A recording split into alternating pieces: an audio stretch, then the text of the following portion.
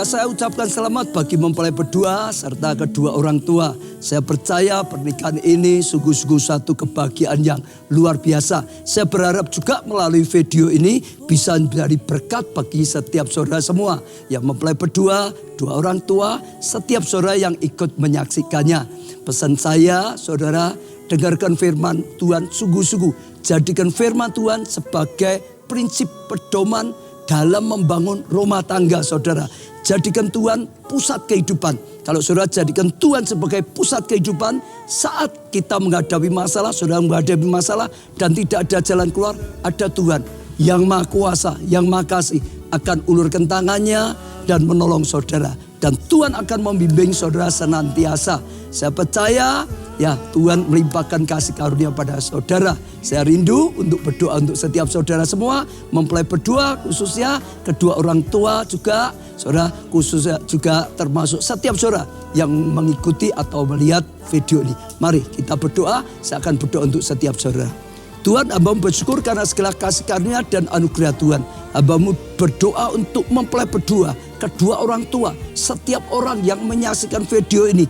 Dalam nama Tuhan Yesus, kapanpun mereka menyaksikan, Tuhan berkatilah mereka dengan tuntunan Tuhan, dengan hati yang melekat pada Tuhan, dengan kasih karunia Tuhan, pengenalan akan Tuhan lebih lagi. Tuhan, setiap doa-doa yang dipanjatkan, hamba-Mu dukung dalam doa. Biarlah Tuhan ya berikan mereka jawaban doa, bahkan yang terbaik sehingga mengalami kebaikan daripada Tuhan. Terima kasih Tuhan, hamba-Mu doakan Tuhan limpahkan kasih karunia, anugerah, kuasa dan mujizat Tuhan. Amin.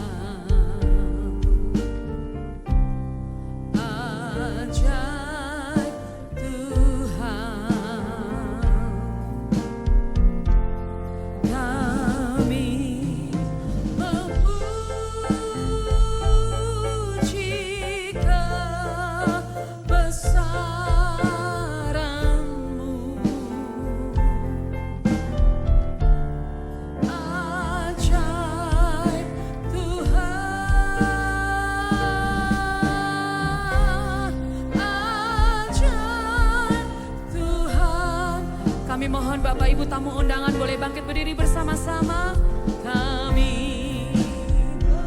Kita akan menyambut kedatangan kedua calon mempelai memasuki ruang ibadah.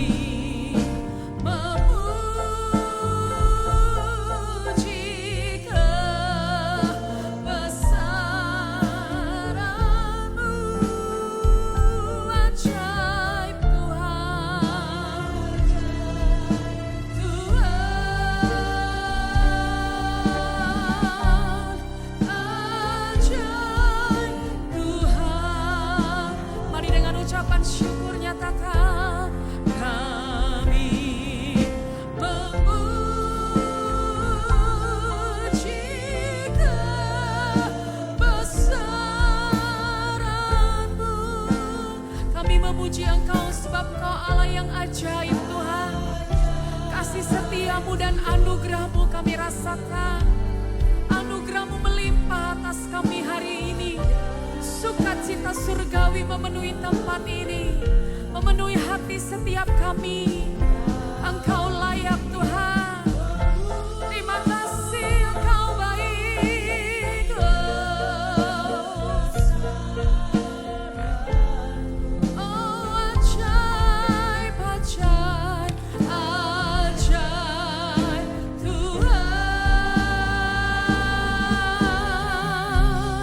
Ajaib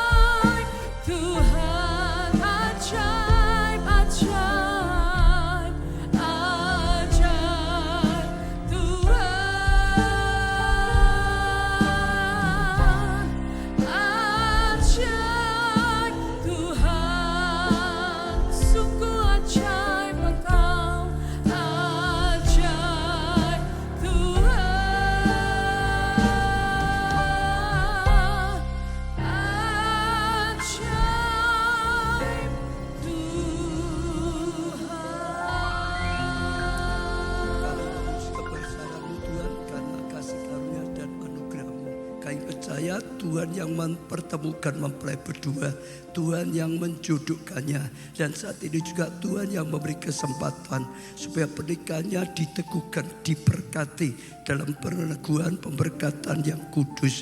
Tuhan, biarlah Tuhan sendiri yang teguhkan. Tuhan berkati mereka dalam membangun rumah tangga. Karena daripada Tuhan segala kasih karunia boleh datang. Tuhan, sebelum kami melakukan peneguhan pemberkatan nikah, kami rindu mendengar sabda dan firman-Mu. Biarlah firman-Mu memberikan petunjuk pada setiap kami semua, khususnya mempelai berdua.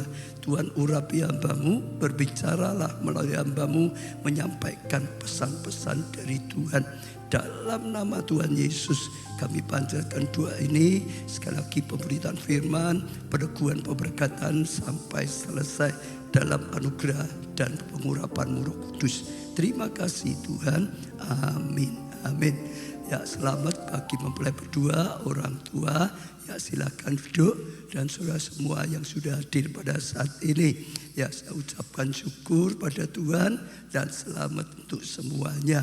Nah, sebelum kita lakukan peneguhan pemberkatan nikah, kita akan dengar sedikit pesan firman Tuhan. Ya, bagaimana kita membangun pernikahan keluarga yang bisa berkenan, yang sukses dan bahagia, khususnya untuk mempelai berdua. Saya akan sampaikan firman yang sangat terkenal, perjamuan kawin di Kana. Tapi saya percaya akan punya pesan-pesan yang penting. Yohanes 2 ayat 1 sampai 11. Demikian bunyinya. Pada hari ketiga ada perkawinan di Kana yang di Galilea, dan ibu Yesus ya ada di situ. Yesus dan murid-muridnya diundang juga ke perkawinan itu. Ketika mereka kekurangan anggur, ibu Yesus berkata padanya, mereka kehabisan anggur. Kata Yesus kepadanya, mau apakah engkau daripadaku, ibu? Saatku belum tiba. Tetapi ibu Yesus berkata pada pelayan-pelayan, apa yang dikatakan padamu buatlah itu. Di situ ada 6 tempayan yang disediakan untuk pembasuhan menurut adat orang Yahudi. Masing-masing isinya 2-3 bayu. Yesus berkata pada pelayan-pelayan itu, isilah tempayan-tempayan itu penuh dengan air, dan mereka pun mengisinya sampai penuh. Lalu kata Yesus pada mereka, sekarang cedoklah dan bawalah kepada pemimpin pesta. Lalu mereka pun membawanya.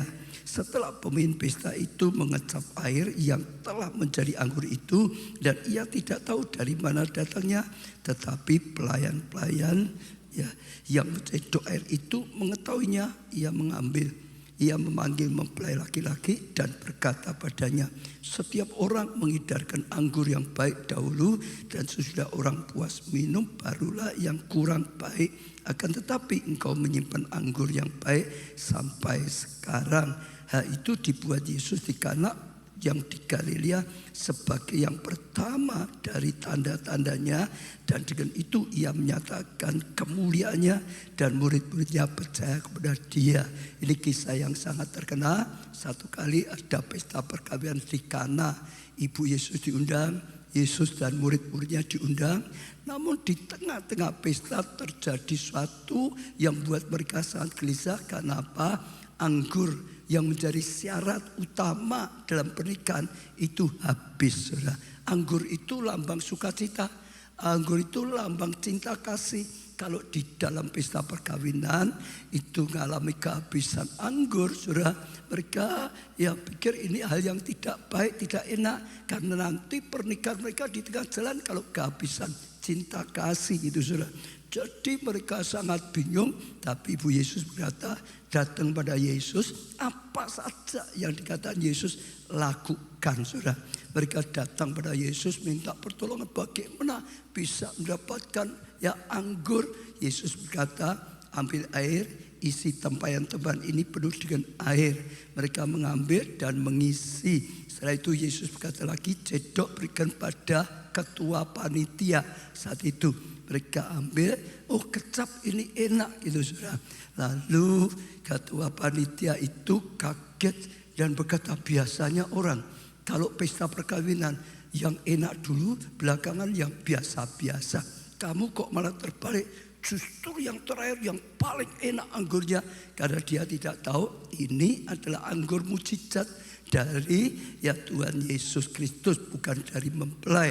Lalu dikatakan ini mujizat pertama kali waktu Tuhan Yesus melayani di muka bumi, menyelamatkan pesta perkawinan yang sedang goncang. Saudara, kisah ini kita bisa belajar banyak. Yang pertama, rumah tangga itu sangat amat penting. Pernikahan keluarga itu sangat amat penting. Bagi Tuhan lebih penting daripada orang sakit disembuhkan. Lebih penting daripada orang kekurangan diberkati. Lebih penting daripada orang kerasukan setan diusir setannya, dilepaskan. Pernikahan ini justru ditolong yang pertama kali. Kalau kita renungkan, memang itu betul. Kalau orang sakit disembuhkan, tapi pernikahannya, keluarganya pecah, goncang, tidak diatasi dulu, hanya orang itu juga hatinya akan goncang. Dan hanya saudara bisa jatuh sakit lagi. Orang kalau hanya usahanya, keuangannya ditolong, diberkati Tuhan, dipulihkan lagi pekerjaannya. Tapi kalau rumah tangganya hancur, goncang, tidak dipulihkan dulu, sama saja. Kadang-kadang sudah nggak bisa mikir kerja, nggak bisa lagi konsen. Akhirnya pekerjaannya juga nggak bisa maju, mungkin bisa runtuh lagi. Apalagi orang dirasuk setan, setannya keluar. Tapi kalau keluarganya hancur, goncang, tidak dipulihkan, hatinya kosong, pikirannya kosong, maka setan akan mudah merasuk lagi. Rumah tangga, pernikahan lebih penting daripada kesembuhan, lebih penting daripada pekerjaan keuangan, lebih penting daripada setan diusir. Maka yang pertama, keluarga, pernikahan dipulihkan. Saudara tidak tahu saudara datang ke tempat ini punya masalah apapun, tapi coba saudara perhatikan, kalau ada masalah apapun, rumah tanggamu goncang, dengar. Yang pertama, pulihkan keluargamu. Yang pertama, pulihkan pernikahan. Karena kalau pernikahannya dipulihkan, pernikahannya bahagia, hatinya senang, sehat. Karena kalau pernikahannya bersatu, bahagia, semangat kerja ada, akhirnya bisa sukses. Ya, keluarga dipulihkan, maka dia akan hidup dalam pertumbuhan. Sejak seperti itu. Lalu mempelai berdua, ingat ini penting. Jangan sampai korbankan pernikahan hanya untuk hobi. Jangan korbankan pernikahan hanya kerja, kekayaan saja. Semua penting. Kekayaan, pekerjaan penting, studi penting, semuanya penting, saudara. Tapi jangan korbankan keluarga. Karena keluarga akan mempengaruhi yang lain. Lakukan seperti Tuhan Yesus. Bangun pernikahan, bangun keluarga yang bahagia, yang rukun, yang bersatu. Maka yang lain juga nanti akan ikut dipulihkan. Sudah.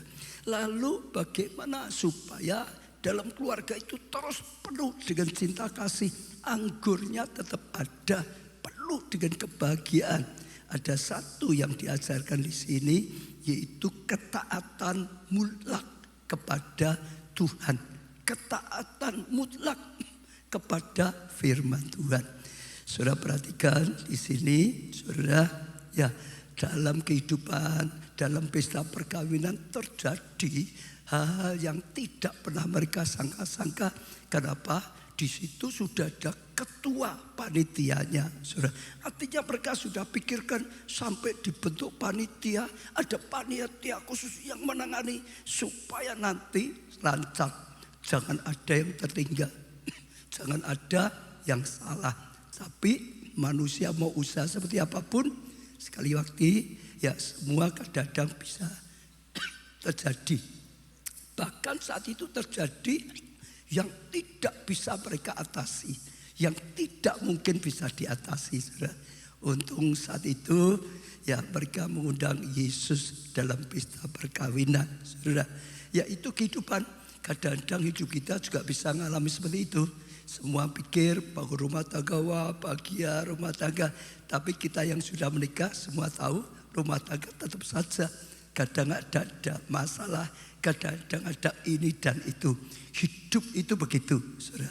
Saya ya pengalaman hidup saya juga sama. Dulu saya lahir di dalam keluarga yang bagi saya keluarga kaya. Saya pikir aman masalah karena lahir dalam keluarga yang kaya. Biaya studi sudah pasti terjamin. Mau sekolah di luar negeri sudah pasti terjamin biayanya. Pulang ya mau butuh modal kerja pasti ayah saya kasih. Ayah saya kaya dan cinta saya. Saya belum punya pengalaman kerja. Ayah saya yang sukses, sudah sukses dalam pekerjaan, pasti akan mendukung, menolong saya. Saya pikir dengan kekayaan dan kasih orang tua hidup saya lancar. Tapi ternyata tidak seperti itu. Ya, hanya masalah rambut saya rontok semua, alisnya habis, bulu mata habis, bulu hidung habis, semua habis. Akhirnya hidup saya goncang. Saya terpaksa drop out dari sekolah, putus sekolah. Saya enggak berani lagi ketemu orang, kerja juga enggak berani, hancur hidup. Saudara, orang tua saya dengan kekayaannya berusaha tolong saya, enggak bisa. Dengan kasihnya, dengan berusaha tolong saya, enggak bisa. Dokter-dokter dengan kepandaiannya berusaha tolong saya, enggak ada bisa. Bersyukur akhirnya saya undang Yesus datang dalam hidup saya. Dan waktu dia datang dalam hidup saya, maka ada pertolongan. Semua enggak ada yang bisa, alternatif enggak bisa, klinik-klinik enggak bisa, dokter, profesor, spesialis enggak ada bisa. Tapi Yesus bisa tolong saya, sembuhkan saya, beri tepuk tangan untuk Tuhan kita. Namun supaya bisa mengalami pertolongan Tuhan, suku-suku masalah diubah menjadi mahkota, dibutuhkan satu yang namanya ketaatan yang mutlak. Ketaatan yang mutlak. Saudara perhatikan tadi, saudara ya, mereka mengalami masalah, datang pada Ibu Yesus pertama. Ibu Yesus berkata, datang saja pada Yesus dengan satu pesan. Pesannya apa? Apa saja yang dikatakan oleh Yesus lakukan. Apa saja yang dikatakan lakukan. Apa saja nasihatnya lakukan. Kenapa Ibu Yesus bisa berkata seperti itu? Karena Ibu Yesus orang yang paling tahu siapa Yesus. Orang lain gak tahu. Ibu Yesus tahu ini Tuhan. Dia yang didatangi malaikat yang berkata, engkau akan mengandung karena Roh Allah. Engkau akan melahirkan seorang anak dan dia akan menjadi Mesias, juru selamat dunia. Dia adalah anak Allah yang dilahirkan untuk menyelamatkan. Dia yang tahu siapa yang dikandung. Dia yang melahirkan. Dia yang melihara sejak kecil. Dia yang terus mendampinginya. Dia yang paling tahu Yesus adalah Tuhan. Maka dia berani berkata apa saja yang dikatakan lakukan, taati, turuti, maka engkau akan mendapatkan petunjuk yang pasti benar, pasti bisa mendatangkan pertolongan. Karena dia tahu siapa Yesus. Nah, sungguh waktu mereka datang pada Yesus, Yesus itu nyuruh mereka ya ambil air tawar, isi tempayan-tempayan ini dengan air, saudara. Di sana orang Yahudi punya kebiasaan setiap Roma, apalagi Roma pesta ini ada tempayan. Kalau sini gitu gentong-gentong yang biasanya diisi air untuk apa? Cuci tangan, untuk apa? Cuci kaki. Karena di sana itu padang gurun, kadang debu kotor. Itu adalah untuk cuci tangan, cuci kaki, saudara. Nah sekarang mereka berkata, Yesus kita kekurangan anggur, bagaimana? Tolong kita, kata ibumu engkau bisa menolong, tolong supaya kita bisa dapat anggur untuk pesta ini. Lah mereka itu butuh anggur, tanya Yesus bagaimana bisa dapatkan anggur, mungkin beli di mana, mungkin bagaimana. Tapi Yesus gak beritahu, oh di sana loh ada toko anggur, atau oh di sana loh orang kaya itu nyimpen banyak anggur. Tidak beri petunjuk langsung, oh anggur kok dapat gini, enggak. Tapi Yesus malah nyuruh ambil air tawar, isilah gendong-gendong yang biasanya untuk cuci kaki airnya, yang biasanya untuk cuci tangan. Sudah kadang-kadang perintah Tuhan itu tidak masuk akal. Butuhnya air anggur kok disuruh cari air tawar. Butuhnya untuk diminum kok disuruh cari air biasanya untuk cuci kaki, cuci tangan. Gak masuk akal. Tapi dengar, kalau pelayan-pelayan itu tidak punya ketaatan yang mutlak, tidak mau ambil air sekalipun tidak masuk akal, tidak ambil air, isi kantong itu dengan penuh.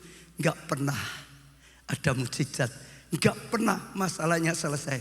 Endingnya mereka akan sangat susah, sedih, memalukan.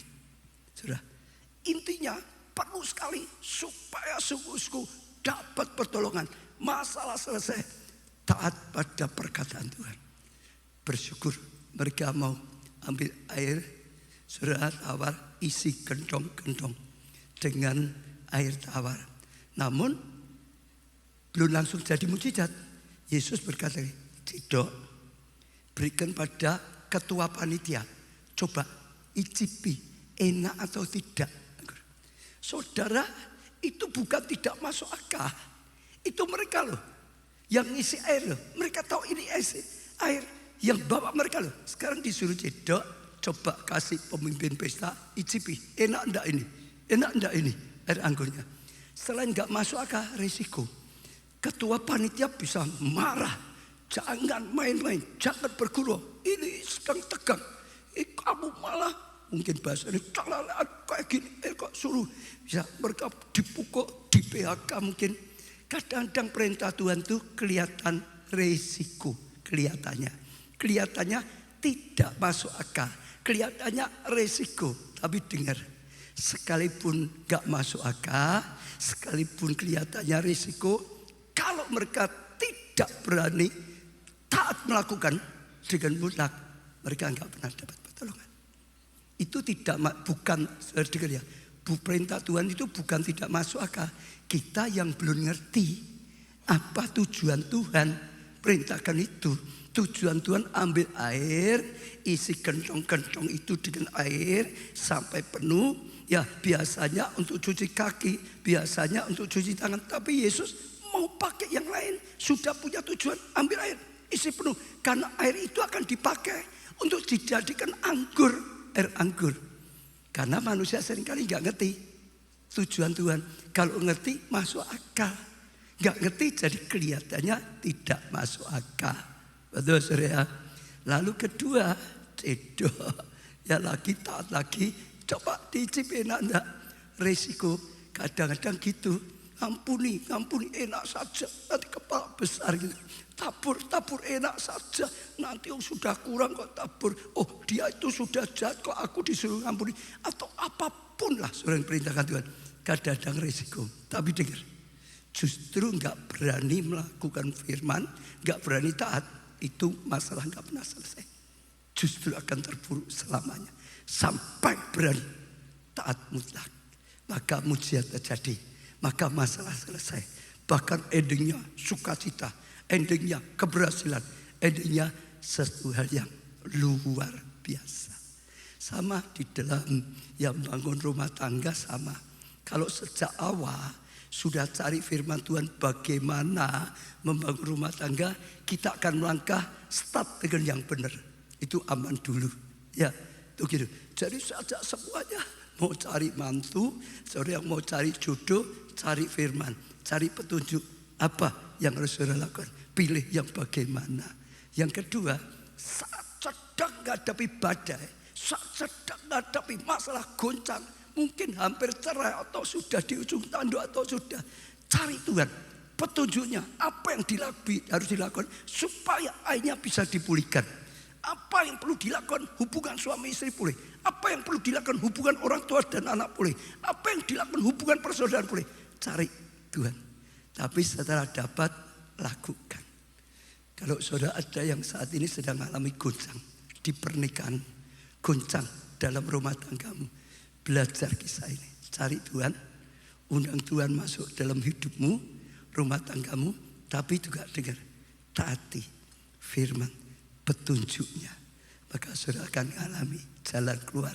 Maka saudara akan mengalami pemulihan. Tuhan itu pasti. Kita manusia yang tidak pasti. Kadang-kadang percaya, kadang-kadang tidak. Kadang-kadang taat, kadang-kadang tidak. Ada yang ditaati, ada yang tidak ditaati. Hidupnya juga tidak menentu. Sama Tuhan itu pasti. Firman-Nya pasti benar.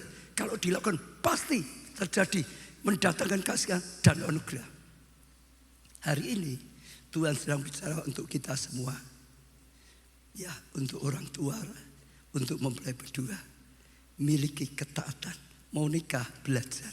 Apa pesan Tuhan? Lakukan. Nanti saudara akan dituntun Tuhan. Dari kemuliaan pada kemuliaan.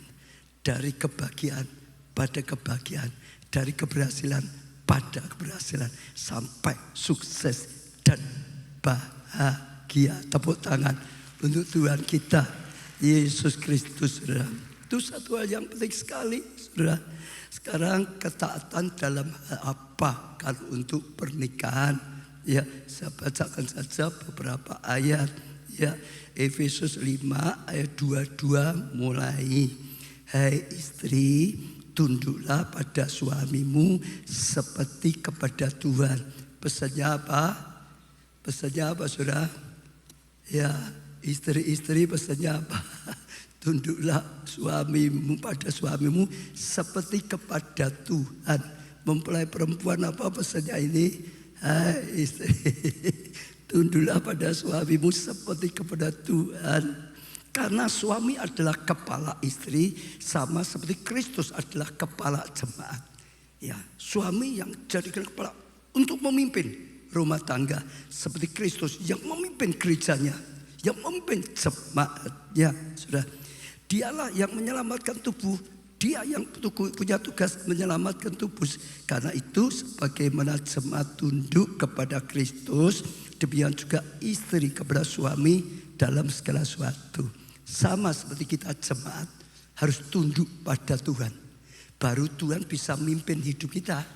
Kalau kita nggak mau tunduk pada Tuhan, Tuhan nggak bisa mimpin hidup kita. Tuhan tidak bisa nuntun kita. Tuhan tidak bisa bawa hidup kita mencapai rencana Tuhan yang luar biasa. Sukses dan bahagia, berguna bagi banyak orang.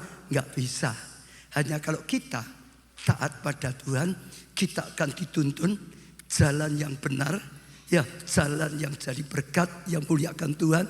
Hidup penuh kasih karunia, rencana Tuhan. Ya, sama. Istri kalau tidak tunduk pada suami, suami itu nggak bisa mimpin. Saudara, nggak bisa berbuat apa-apa, saudara. Iya, nggak akan bisa melakukan sesuatu karena memang tidak dihormati, tidak ditaati. Saudara. Maka pesan seperti jemaat pada Kristus, istri pada suami. Benar? Ya, saudara, suami itu, saudara, biasanya kalau istri nggak mau tunduk malah nanduk terus. Ini biasanya suami itu cenderung ya sudah daripada ribut diem. Tidak tahu benar ya? Benar tidak ya? Suami-suami ini benar tidak ya suami-suami? Ya betul. Kalau terus istrinya nekat terus nanduk terus, suami itu biasanya, pria itu biasanya diem. Lah setelah diem, lama-lama istrinya mengeluh. Punya suami si jiwa ora iso popo, meneng tok. Aku sing mati, ini harus aku, ini harus aku. Saudara, sebenarnya itu salah satu karena apa? Suami itu daripada ribut, diam. Nah, tertawa yang tertawa. Suami benar Pak, dijelaskan lebih jelas lagi Pak, supaya istriku bisa sadar. Tapi itu fakta, saudara. Kalau kita nggak taat dengan Tuhan, saudara jangan berharap Tuhan berikan rema. Tuhan tuntun, Tuhan nggak bisa tuntun, Tuhan nggak mau lagi. Istri tunduk, itu perintah yang perlu dilakukan, ditaati apapun ya alasannya. Lalu sekarang hai suami, kasihlah istrimu sebagai mana Kristus telah mengasihi jemaat dan telah menyerahkan dirinya baginya untuk menguduskannya sesudah ia menyucikan dengan memandikan dengan air dan firman. Hai suami, apa ini sama ya, saya suami ya. Apa saudara? Kasihlah apa? Ibu-ibu, kasihlah apa? Istrimu. Jangan kasih istrinya orang lain. Kalau ya suami ngasih istrinya orang lain, bubar. Jangan mengasihi wanita lain. Itu istrimu, dikasihlah istrimu, titik. Setuju ibu-ibu? Ya setuju loh. Ya Pak, itu perlu lebih jelas lagi. Betul, saudara. Dikatakan suami kasih istrimu. Ya sebagaimana Kristus telah mengasihi jemaat. Kristus itu mengasihi. Apapun keadaan kita tetap Tuhan mengasihi. Karena Tuhan ingin nuntun kita. Karena Tuhan yang ingin berjuang supaya kita jadi baik. Supaya kita ya hanya mengalami kasih karunia. Tugas suami diangkat oleh Tuhan punya otoritas adalah menuntun, membawa istrinya, membawa anaknya, membawa keluarganya jalan yang benar. Sehingga mengalami kasih karunia. Saudara, artinya kalau dibuat lebih singkat lagi, suami diberi otoritas, kedudukan jadi pemimpin bukan untuk kepentingannya, untuk kepentingan istri dan anak-anak. Jangan gunakan ya kekuasaan yang salah. Dikatakan seperti Kristus, saudara lihat, sampai rela berkorban, pasang badan. Yang dihukum adalah Kristus. Dia gantikan kita jemaat. Dia terima hukuman, dia terima segala sesuatunya supaya kita jemaat diselamatkan. Suami harus gitu. Suami itu harus berjuang untuk tuntut, untuk tolong, mengasihi istrinya. Bahkan berani berkorban untuk istri dan anaknya. Jangan ditagih hutang istrinya, saya akan metu kowe wae, saya dibakakkan istrinya. Jangan. Berani berkorban untuk keluarga. Kerja, jangan nganggur. Berani usaha mati-matian, berjuang untuk keluarga, untuk istri. Seperti Kristus yang rela korbankan dirinya sehingga kita jemaat bisa diselamatkan. Kalau istri lakukan seperti itu, tunduk. Suami berjuang untuk istri, bahkan rela berkorban untuk istri, anak, keluarganya. Saudara akan lihat pernikahan jadi indah, pernikahan jadi luar biasa, pernikahan penuh cinta kasih. Tepuk tangan untuk Tuhan. Lalu Efesus 6 ayat 1 dan seterusnya. Hai anak-anak, taati orang tuamu di dalam Tuhan. Ya, taati orang tuamu dalam, termasuk mempelai berdua. Taati orang tuamu, mertua, kau mertua, orang tua pasanganmu gitu saudara. Ya, taati orang tuamu di dalam Tuhan. Ya, seperti firman Tuhan. Karena harus demikian. Dikatakan ini harus. Saudara, penekanannya, hormati orang ayah dan ibumu. Ini suatu perintah yang penting, harus dan penting. Dikatakan seperti yang nyata dari janji ini. Ada janji supaya kamu bahagia dan panjang umurmu di bumi. Kalau lakukan ini akan bahagia, dan dikatakan di sini ya panjang umur. Bahkan di ayat yang lain itu akan berkati engkau. Ya, dengan tempat, dengan tanah, dengan semuanya. Jadi untuk anak-anak mempelai berdua, termasuk kita yang masih punya orang tua, orang tuanya masih hidup, sekalipun jadi orang tua tapi orang tua masih hidup, dengar, hormati, taati orang tuamu. Jangan kurang ajar dengan orang tua. Dikatakan ini harus, firman tadi, ini harus, ini penting dikatakan, supaya engkau bahagia, supaya engkau panjang umur, supaya engkau berkenan, diberkati oleh Tuhan. Saya sempat merenung, kenapa ya? Ini ditekannya sungguh-sungguh. Dikatakan harus, penting, karena ada janji Tuhan. Sebab seringkali kita jadi anak, bukan hanya mempelai saja ya, termasuk yang masih punya orang tua, saya atau siapapun. Kenapa saudara? Kadang-kadang kita jadi anak, lupa jasa orang tua. Justru yang diingat kalau ada salahnya, jeleknya sedikit, itu diingat terus, enggak dilupakan. Jasanya dilupakan. Padahal jasanya tidak bisa dibayangkan, tidak bisa dihitung. Tapi dilupakan. Lalu ada kesalahan beberapa, itu diungkit-ungkit. Contoh sedikit ya. Mempelai laki umurmu berapa? 28. Mempelai perempuan 24 ya, kurang lebih lah. 28 tahun toh. Papa mamamu sudah ngasih makan berapa nasi, berapa piring? Nggak bisa ngitung saudara. Jadi itu sudah dikasih makan, nggak bisa dihitung. Ya, mempelai perempuan bisa ngitung ya? Nggak bisa ngitung toh. Dihitung aja nggak bisa. Itu belum waktu di kandungan, betul nggak? Dulu periksa ke dokter nggak? Ngandung ini. Periksa jaga supaya lahir sehat macam-macam. Kadang-kadang juga lahir tuh mempertaruhkan nyawa loh, saudara, betul nggak? Bayi sekarang coba banyak sekarang ya, orang tua sekarang, ibu-ibu sekarang, wah anak satu saja merasa wah berat, nggak bisa tidur, aku nangis sampai anak satu aja seperti itu. Orang dulu anaknya banyak, itu habis-habisan, bahkan nggak pernah hitung-hitungan. ada kebutuhan untuk anak sampai utang-utang dilakukan. Sampai malu pun terpaksa untuk anak. Nggak bisa dihitung. Betul? Tapi kita sering melupakan. Kalau ada jeleknya, itu yang diungkit terus. Jeleknya tidak sebanding dengan pengorbanannya. Kalau jujur ya ini sama saya juga anak atau punya orang tua. Kalau kita lakukan itu kurang ajar. Betul? Betapa besar pengorbanannya. Tapi kita lupakan jasa pengorbanan orang tua. Orang tua itu pahlawan kita. Benar? Maka hormati. Tuhan berkata harus. Tuhan berkata penting. Ada janji Tuhan. Kalau engkau mau melakukan. Saya punya cerita sudah saya ulang-ulang. Tapi karena itu penting sekali. Saya ulang lagi. Ada satu anak suatu hari dimarahi oleh orang tuanya. Wah dicaci maki.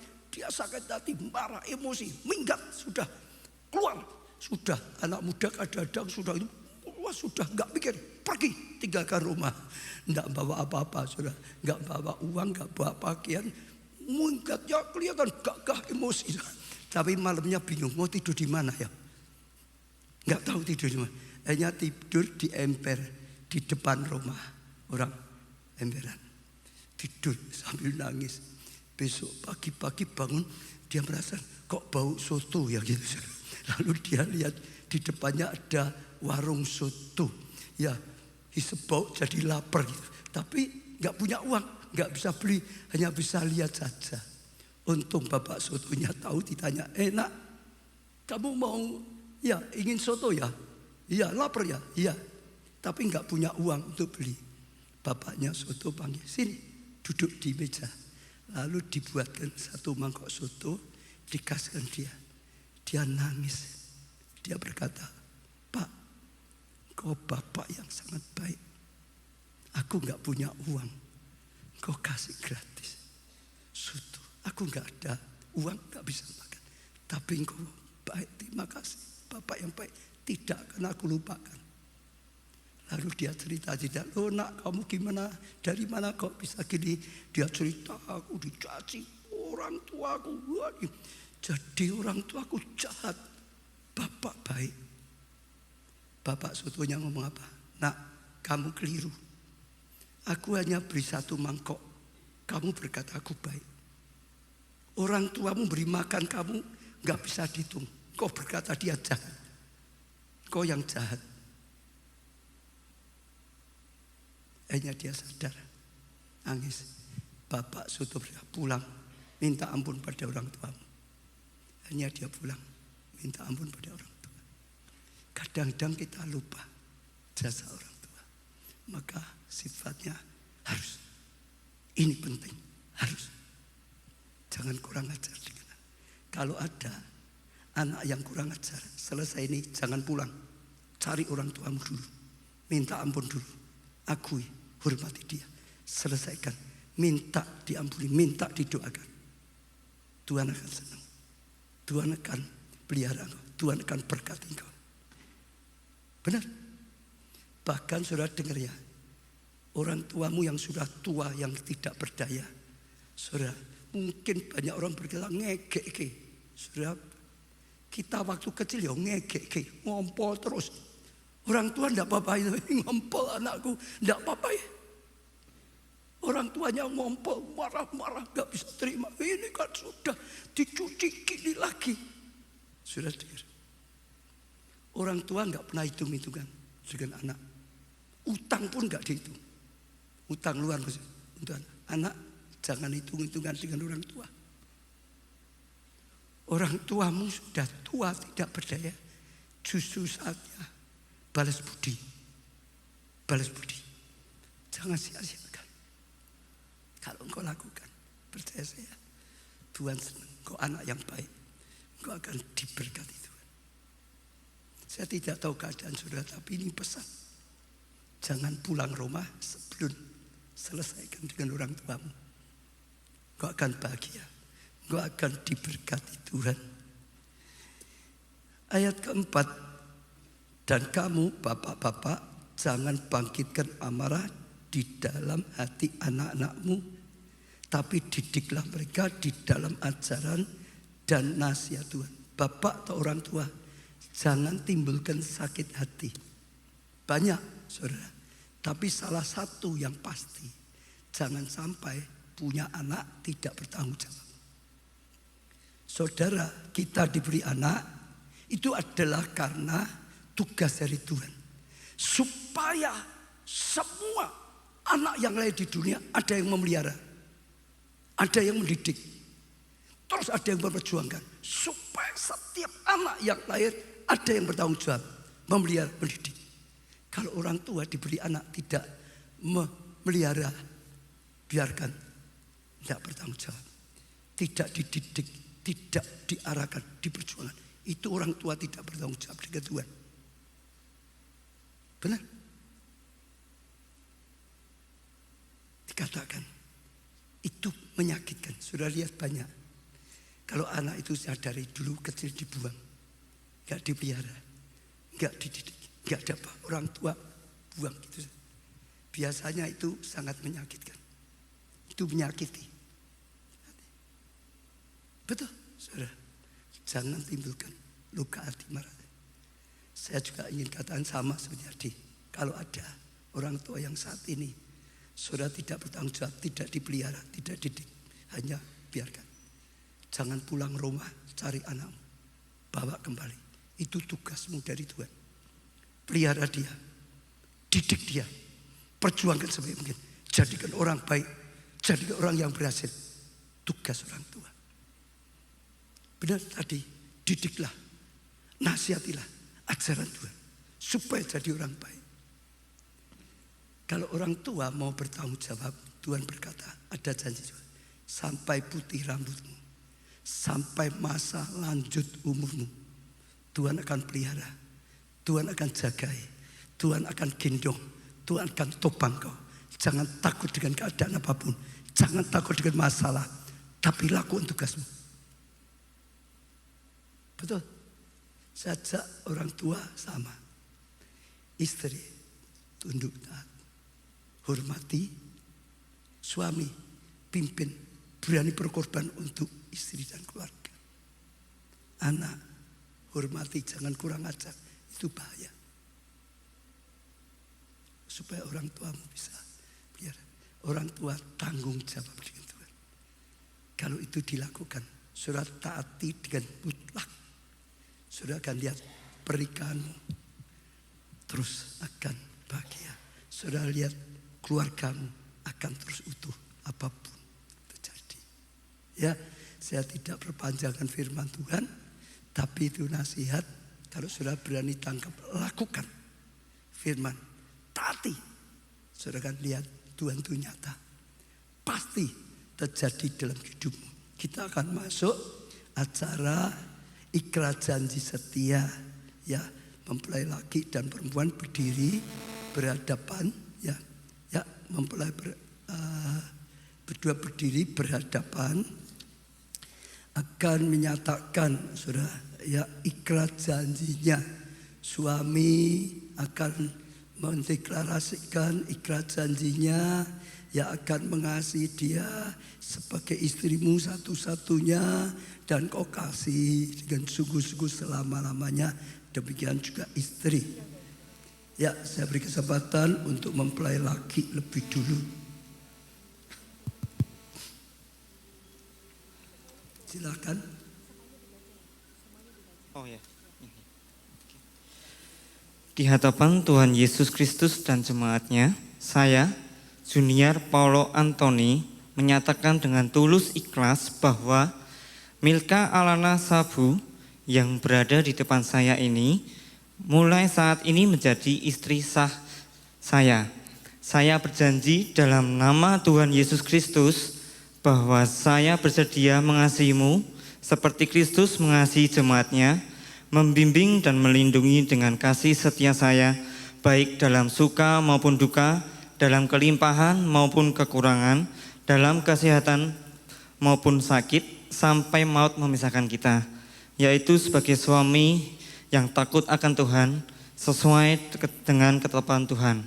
Demikianlah saya berjanji. Amin. Ya, mempelai pria sudah nyata ikhlas janji setianya, sekarang mempelai wanita.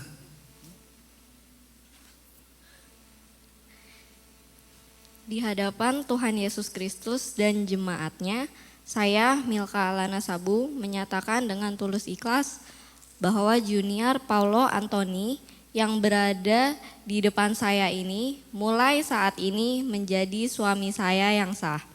Saya berjanji dalam nama Tuhan Yesus Kristus bahwa saya bersedia tunduk kepadamu seperti jemaat tunduk kepada Kristus, menolong dan mendampingi dengan kasih setia saya, baik dalam suka maupun duka, dalam kelimpahan maupun kekurangan, dalam keadaan sehat maupun sakit, sampai maut memisahkan kita, yaitu sebagai istri yang takut akan Tuhan. Sesuai dengan ketetapan Tuhan, demikianlah saya berjanji. Amin. Ya, kalian sudah menyatakan ikhlas janji setia.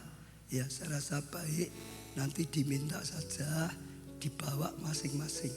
Bukan untuk nuntut, untuk diingatkan. Aku sudah berjanji seperti ini. Amin ya. Lalu ditaati.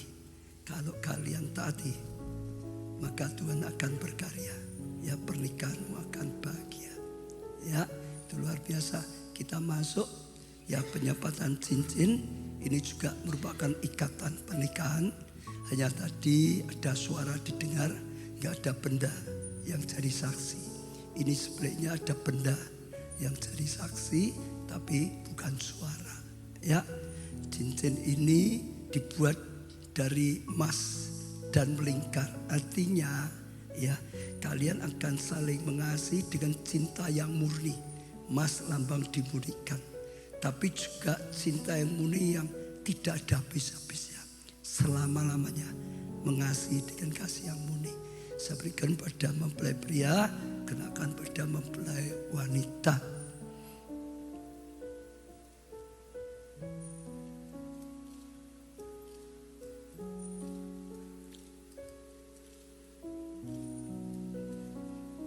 Ya, saya juga berikan pada mempelai wanita, kenakan pada mempelai pria, juga pernyataanmu akan mengasihi sebagai suamimu yang sah dalam Tuhan selama-lamanya.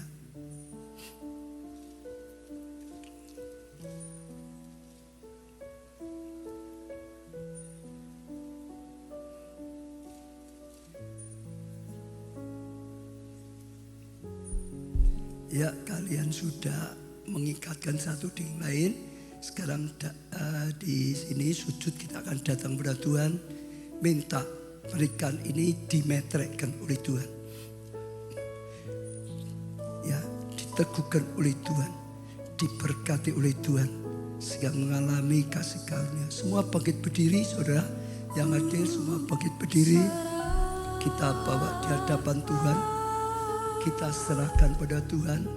Mereka berdua, biar Tuhan yang tuntun mereka, biar Tuhan yang akan menyertai dan menolong mereka, sehingga sungguh-sungguh pernikahan yang sukses dan bahagia.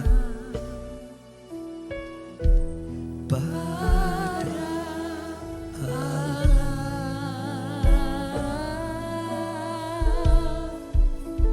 ku serahkan,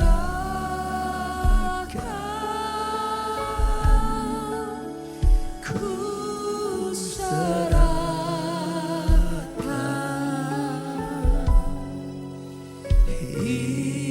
hidupnya pada Allah. Kami bawa di hadapanmu Tuhan Junior Paulo Antoni dengan Mika Alana Sabu. Tuhan, kami tahu Engkau yang mempertemukan mereka, Engkau yang menjodohkan mereka. Saat ini Engkau yang beri kesempatan pernikahan mereka diteguhkan, dimeterkan dalam Tuhan, diberkati oleh Tuhan. Dan suku-suku membangun rumah tangga yang berkenan di hatimu, rumah tangga yang taat, rumah tangga yang sukses dan bahagia. Tuhan, saat ini biarlah Tuhan yang meneguhkan, Tuhan meteraikan, dan Tuhan berkati mereka sehingga mengalami kasih karunia-Mu. Maka saat ini dalam nama-Mu Tuhan Yesus Kristus, hamba-Mu teguhkan dan berkati pernikahan ini menjadi pernikahan yang kudus, yang diteguhkan oleh Tuhan, yang dipersatukan oleh Tuhan. Biar sejak saat ini semua berkat-berkat yang disediakan Tuhan turun atas keluarga yang baru ini. Berkat-berkat lahiriah, berkat-berkat keuangan, berkat-berkat keturunan, berkat-berkat kebahagiaan, berkat-berkat ketaatan, kesetiaan turun atas keluarga yang baru ini. Demikian juga berkat-berkat rohani, pertumbuhan iman mereka, pertumbuhan rohani mereka, bertumbuh rohanya dalam Tuhan, bertumbuh di dalam ibadahnya, bertumbuh dalam pelayanannya, bertumbuh di dalam ketaatan pada firman, bertumbuh di dalam pengenalan akan Allah, dan segala sesuatu yang sudah Tuhan sediakan sekalian baik turun sehingga mereka membangun keluarga yang sukses dan bahagia. Beri mereka firman-Mu jadi rema, ketaatan yang mutlak pada Tuhan, dan kami akan lihat mereka diberkati oleh Tuhan. Dalam nama, di atas segala nama, nama-Mu Tuhan Yesus Kristus, kami panjatkan doa kami. Sekali lagi kami sudah teguhkan, berkati pernikahan ini. Amin, amin. Mempelai bangkit berdiri, kembali ke tempat yang tadi semula. Kita akan lanjutkan dengan acara membuka cadar.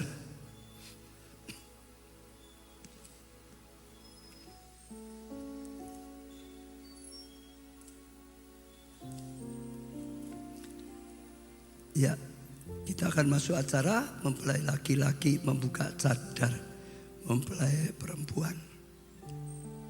Karena mereka sudah diteguhkan dalam pernikahan ini oleh Tuhan. Mereka bukan lagi dua, mereka sudah menjadi satu. Silakan mempelai untuk buka cadar mempelai wanita. Dan saudara, apa yang disatukan oleh Tuhan tidak akan boleh diceraikan lagi. Sebagai tanda pernikahan mereka akan diikat oleh tali yang namanya tali kasih. Maka sebagai pelambang mempelai pria mencium mempelai wanita, tanda kasih itu akan mengikat mereka. Beri tepuk tangan yang meriah saudara. Biarlah sungguh-sungguh ini kasih akan terus mengikat mereka. Saya undang wakil dari gereja memberikan kenang-kenangan, yaitu Alkitab. Seperti firman Tuhan tadi, dipelajari, dipercayai, ditaati. Taatan yang mutlak, sehingga sungguh-sungguh datangkan kasih karunia dan anugerah. Sekarang ditaruh dulu atau titip siapa yang bantu. Datang pada orang tuamu untuk menghormati. Semuanya duduk, orang tua juga duduk. Yang mempelai datang pada orang tua, praktekkan firman Tuhan. Hormati orang tuamu. Akui semua kebaikan orang tua yang luar biasa. Nanti orang tua akan berikan doa restu, berkati dengan doa. Dan anak-anak silakan.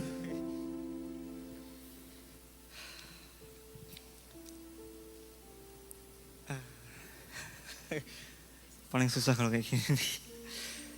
Ya, terima kasih untuk mama papa selama ini. Ya, memang nggak mungkin kehitung juga. Udah selama ini juga, udah sejauh ini juga. Sehingga saya juga bisa bersama istri saya saat ini. Saya terus untuk memohon doa sama Bapak. Dan kami selalu juga kasih doa untuk mama papa. Saya sekali lagi makasih juga untuk kasih dan cinta mama papa. Orang tua bisa berikan pesan-pesan, pecahan untuk anak.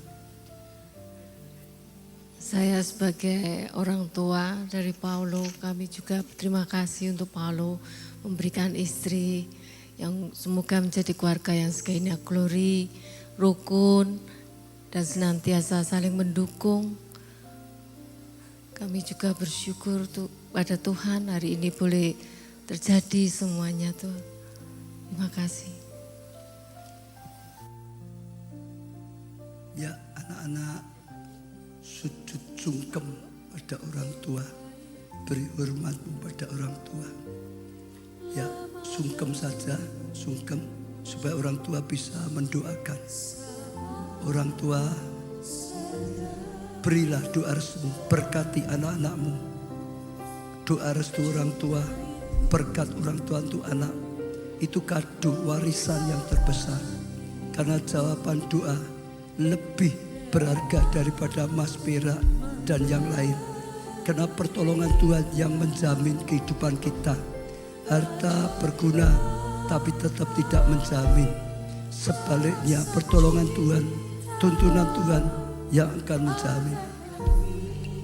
Saudara bisa petik pelajaran, jadilah anak yang baik. Pada orang tua bisa menghargai, mengaku kebaikan, belajar balas budi. Dan juga jadilah orang tua yang baik, yang bertanggung jawab pada Tuhan, yang memelihara, yang mendidik dengan sungguh-sungguh. Apa yang kau lihat, biarlah menjadi teladan. Lakukanlah pada orang tuamu hal yang baik, yang berkenan, yang diajarkan Tuhan. Orang tua, lakukan yang baik, pelihara dengan baik anakmu. Kasih anakmu, perjuangkan anakmu sungguh-sungguh. Doakan anakmu, berkati dengan ya kasih setia, dengan doa-doamu, dengan restumu. Ajarilah kami bahasa cintamu, ajar kami dekat padamu ya Tuhanku.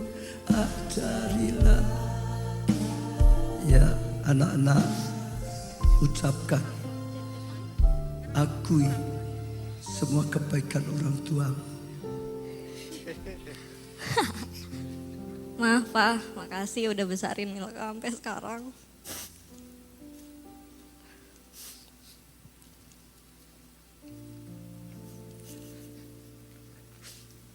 Doain Milka biar bisa jadi istri yang baik buat Paulo ya.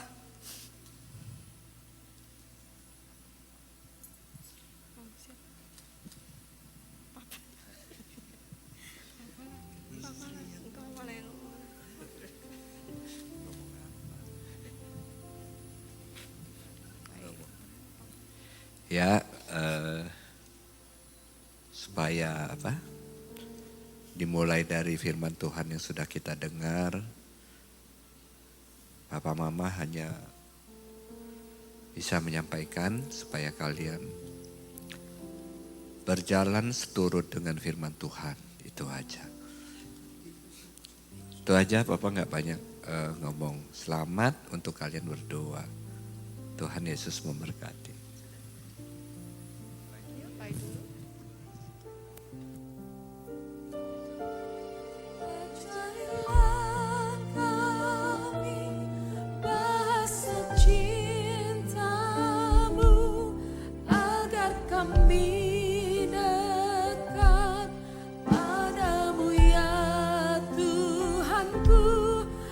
Ajarilah kami bahasa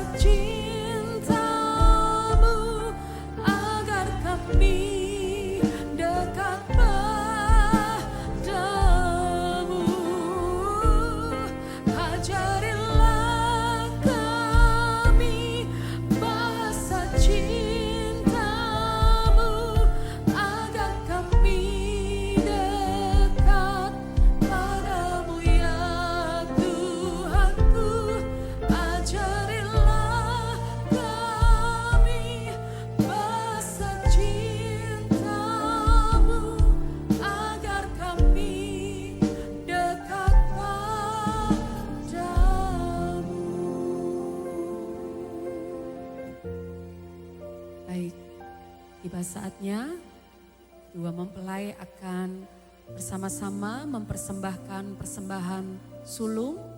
Kami undang Paulo dan Milka untuk bisa maju ke depan untuk memasukkan persembahan sulung di kotak yang sudah disediakan. Sebagai wujud ucapan syukur, hari ini sudah menjadi sepasang suami istri di hadapan Tuhan. Mereka mempersembahkan persembahan sulung di hadapan Tuhan.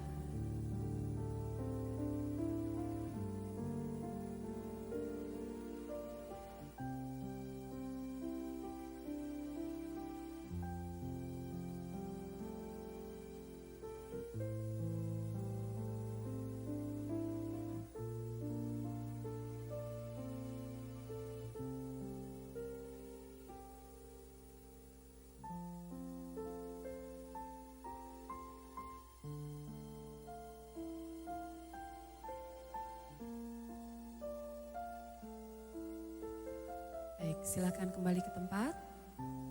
Selanjutnya adalah ucapan terima kasih dari keluarga. Dalam hal ini Ibu Antoni boleh dipersilakan untuk maju ke depan, menyampaikan ucapan terima kasih mewakili seluruh keluarga. Kami mengundang mempelai berdua, juga Bapak Ibu dari mempelai untuk bisa maju ke depan, menghadap kepada jemaat.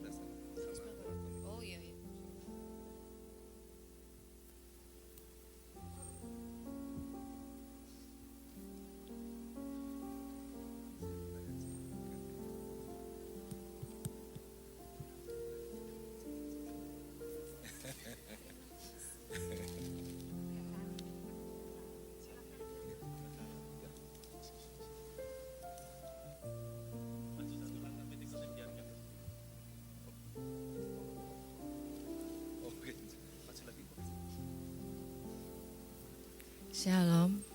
Pertama saya ucapkan terima kasih pada Tuhan atas segala yang terjadi sampai saat ini, di mana kami dapat melakukan pernikahan anak kami Paulo dan Milka.